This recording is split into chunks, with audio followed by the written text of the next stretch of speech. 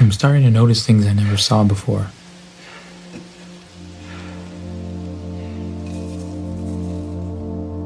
Well, maybe I saw them. I find it abhorrent to simply live out my life for no other reason than I was born into it. But if there is one thing I can do for them, for the dead, it is to win. And keep winning until I attain my dream. A dream they clung to and risked their lives for. I can't just step over the bones of the dead in order to realize it. My dream is already smeared with blood. I don't regret, I don't feel guilty, but I'd rather sacrifice myself than watch any more innocent children die in the name of my dream. In my mind, a true friend never relies on another's dream. The man who would be my friend must have his own reason for living, beyond me, and he should put his heart and soul into protecting his dream. He should never hesitate to defend it, even against me. For me to call a man my friend, he must be equal to me in all respects.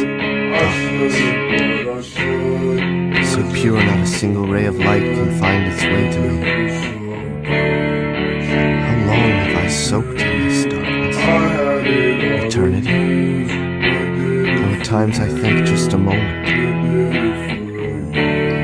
I feel nothing, as though there were nothing, and I am floating in it. I have preserved my sanity, have I not? Or did I lose it somewhere?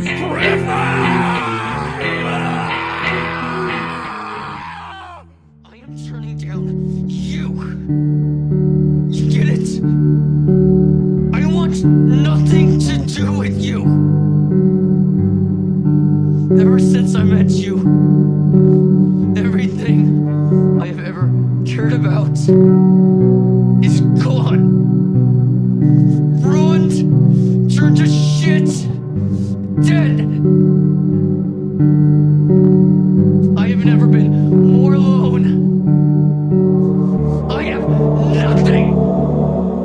No one. There are no more barriers to cross.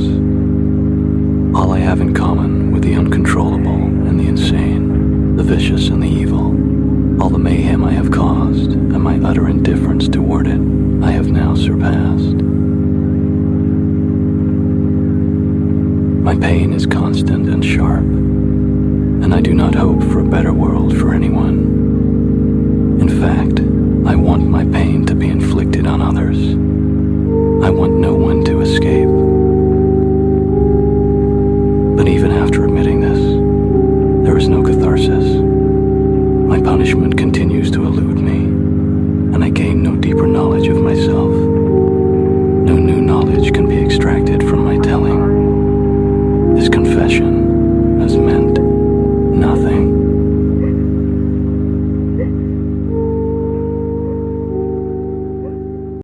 Okay guys, so I was supposed to do legs today, but I had no urge whatsoever to do so. So I decided I was going to do some push.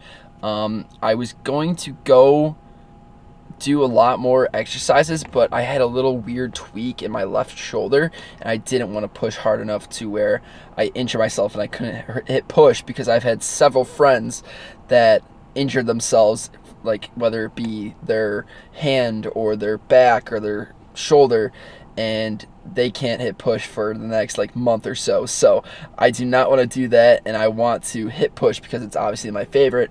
And so I just stopped. I did my triceps and dipped out. So we're in the parking lot now, and I just got some more supplements because I do want to stop taking my multivitamin and really focus on the main supplements that I need, which is vitamin A, zinc, vitamin C, magnesium, and vitamin D3. So I'm taking those all separately, and I'll let you guys know how that works.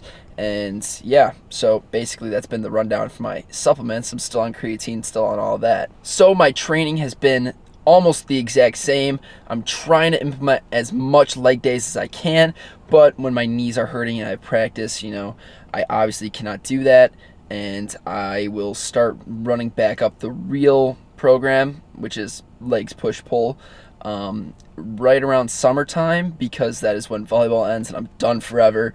Thank goodness I could really focus in locking on the gym.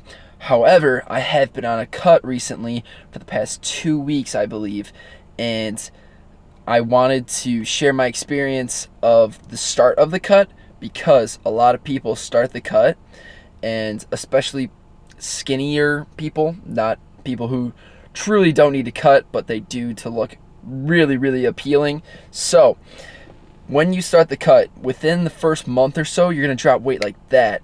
And I had the same experience, because I did this first 2 weeks and I dropped weight rapidly. I dropped 7 pounds, I believe. I went from 211 to 204 literally in 2 weeks. And, it's scary at first. Obviously, on my first cut, I was like, what the hell? Doing tons of research, making sure I'm not, like, dying and depleting my body from all nutrients. But it's just taking your carb storages, your glycogen, your excess glycogen, and just depleting that from your body. So I'm on a 500, just for this month, I'm on a 500 deficit. So I can get all the glycogen out of my body, all the excess, everything like that. So my main goal for the end of February is to hit like 200 pounds, maybe 199, go slightly under 200 pounds, and then we're going to go into 27 to 2800 calories, which is going to be a 700-ish deficit, and then that's when we're going to start, really locking in on the cut. But we are completely locked in, no cheat days. I think the only time I've cheated was like 100 calories over, but it didn't really matter because I did my cardio that day, so it was just, I went 100 calories over. Boo-hoo.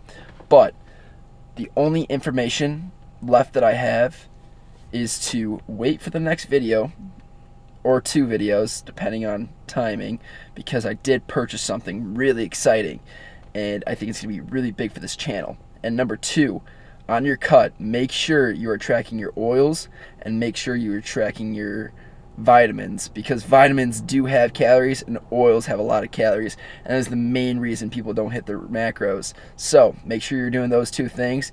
I'm specifically pointing out certain people that watch this video. You know who you are. Make sure you're tracking your vitamins, and make sure you're tracking your oils.